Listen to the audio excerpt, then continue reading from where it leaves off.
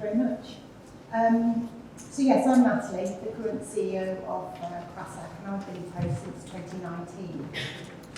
This is my second post in the area of sexual violence, my first one being at Rotherham in 2015, when I was in post just after the Jane report landed. New into the world of sexual violence, I was absolutely shocked at the prevalence of sexual violence, and the statistics are still shocking today. 1 in 4 women, 1 in 20 men have been raped or sexually assaulted as an adult. 1 in 6 children sexually abused. 618,000 women raped or sexually assaulted every year. The majority of these, over 80%, are not reported. And over 70,000 rapes alone across England and Wales in the last year. And again, over 80% of these rapes against women were carried out by someone they know, and half by a partner or ex-partner. The impacts of sexual violence, as we're hearing about today, can be lifelong and life-changing. What happens is a perpetrator will take away a sense of power and control. And each individual will be impacted uniquely, but very commonly there's a sense of fear. Often a sense of shame and self-blame, which I believe is the result of the myths and stereotypes and victim blaming that exists in society today. These feelings can lead to mental health problems, commonly depression and anxiety, sometimes dissociative identity disorders and post-traumatic stress disorder. Often these can be misdiagnosed or medicalised as mental health conditions when it's actually the body's natural reaction to a trauma. Survivors often have difficulties afterwards in trust, in forming relationships, which can lead to family breakdowns and isolation. Many can go on to developing negative coping strategies, and research tells us that 60 to 90% of women with serious substance issues indicate abuse as a root cause. And unfortunately, this can go on to suicide ideation and suicide. So the importance of help is absolutely vital. And I just want to pause there to reintroduce Teresa and Sarah, who are emotional support workers available today. So just make yourselves known, they're standing by the door. There is a quiet room that we've been given access today, so if you do want to speak at any time today, then Sarah and Teresa are very experienced in supporting people and knowing where to signpost to help. So CRASAC was set up in 1981, about 5 years after the rape crisis movement landed in the UK, initially set up by a small group of women volunteers who set up a helpline. So this was at a time when marital rape was not a criminal offence. Marital rape was not a criminal offence until 1991. And unbelievably, the first ever conviction for marital rape in the Asian community was not until 6 years later, in 1997. Things are changing. CRASAC today, we are one of the largest rape crisis centres in England and Wales. We are expecting over 1,300 referrals to our counselling and ISFA service by the end of this financial year alone, and that is just for Coventry. 20% of our referrals will be for children under the age of 18, and over 80% will be women and girls. A typical journey for clients in our service after a referral, which can be self-referral or a third-party agency referral, they may access our ISFA service for crisis and advocacy, giving them information to make an informed choice of whether or not to enter the criminal justice system and providing the support if they choose to do so. They may access our pre-therapy service, which is predominantly psychoeducation and coping strategies, Firstly, allowing people to understand that their response to trauma, whether that be freeze, block or friend, is the brain's natural coping strategy to deal with trauma in a stressful or dangerous situation.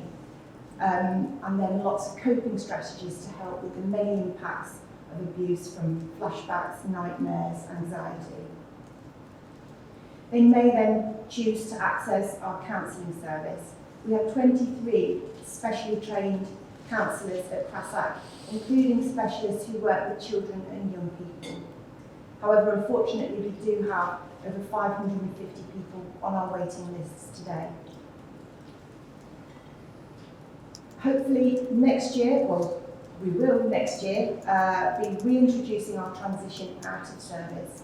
And that is to support people who have been held by our service to gradually reintegrate, re-engage into society. And we're there as a safety net if things take a turn. As a rape crisis centre, we're also committed to raising awareness and prevention, which we do through outreach, training and partnership work. Our outreach projects currently work in schools, where we go in and we speak directly to young people about healthy relationships and consent. And then we also have a project worker that goes out to engage communities that would normally find it hard to engage, working predominantly with ethnically diverse communities. We provide a lot of training for professionals, police, social workers, on responding to disclosure, supporting survivors, and vicarious trauma, and a lot of partnership work. It's really important that we work together and that we don't work in isolation. We depend on the other services to help us to support our clients: education, health, police, social services, housing teams. Crasac might be specialists in sexual violence, but in order for our clients to fully recover from their experiences, they need to feel safe and supported by other agencies that they access. One important partner are the academics and researchers, and together we make a powerful collaboration. Whilst we provide a service, we also want to influence strategy, policy and delivery of services and help public services be more aware of the issues survivors face and to provide a more trauma-informed response to our clients. So to make these changes, it's most effective when we have this solid evidence. The research that universities carry out and the reports and recommendations they make carry a lot of weight. They underpin decisions made at strategic levels and lead to change.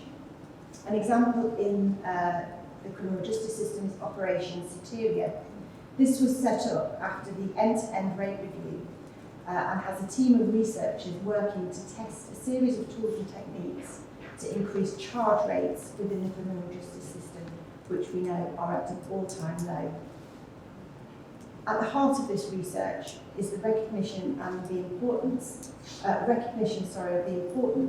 experience, to which researchers turn to organisations like Crasac for help in safely accessing the voice of survivors. MeSarch has lived experience at its heart while focusing on the areas of surrounding the SARC, and Crasac has been supporting this research for many years. Research also provides evidence that charities need to show funders and commissioners that our work is worth investing in.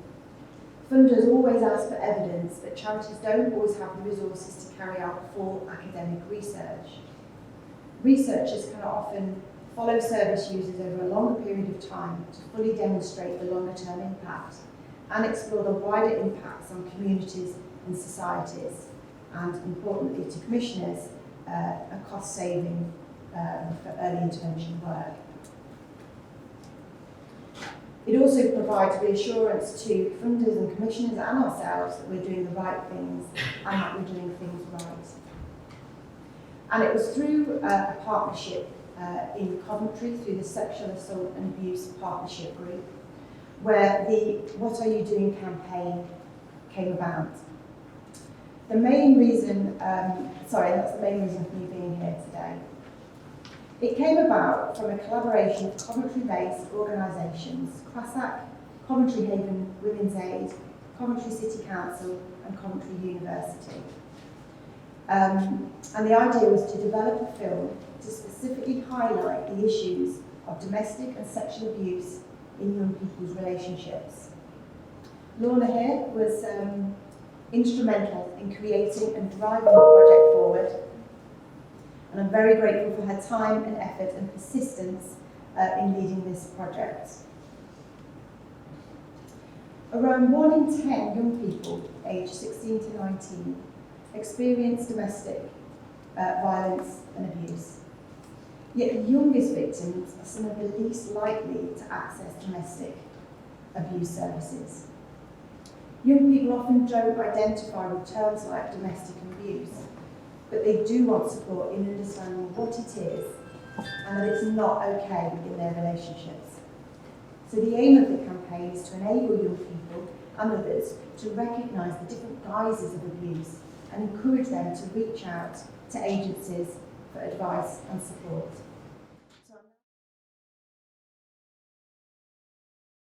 You're worthless, do you know that?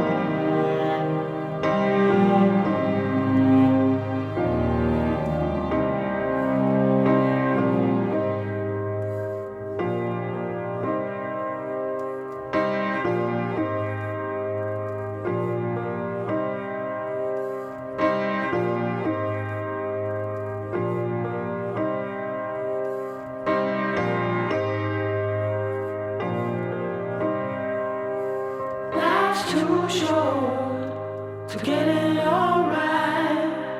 First time around, you better not mess up. Wanna be born again, I want a second chance, 'cause this time around. You don't listen to me, do you? When I walk in there and you don't even look at me. You don't even look at me.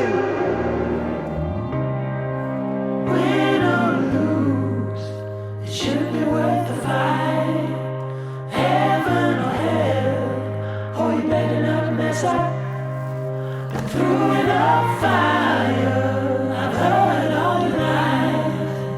This time around, get it up. I'm just wanting you to just think of me sometimes.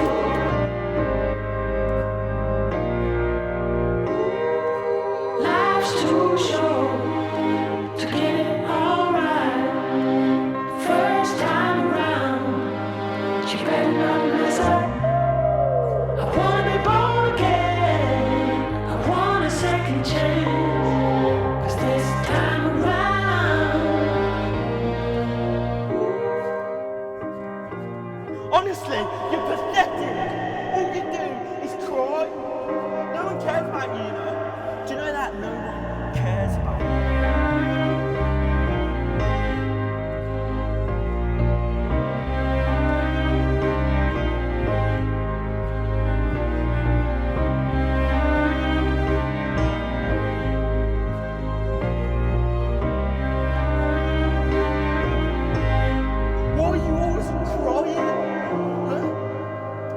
You're worthless, do you know that? I just can't do this anymore. Honestly, you're pathetic. What are you doing on the floor for, huh? What are you doing, huh?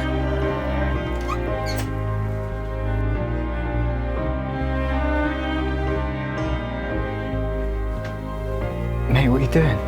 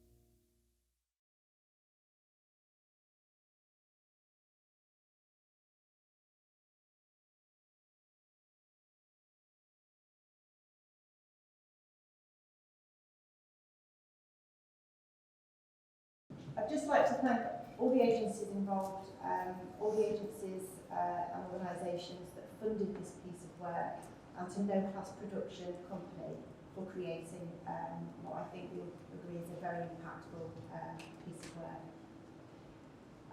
Now I'd like to introduce the next speaker, which is Kate Davis, CBE. Kate is the Director of Health and Justice and Social Assault Services Commissioning from NHS England.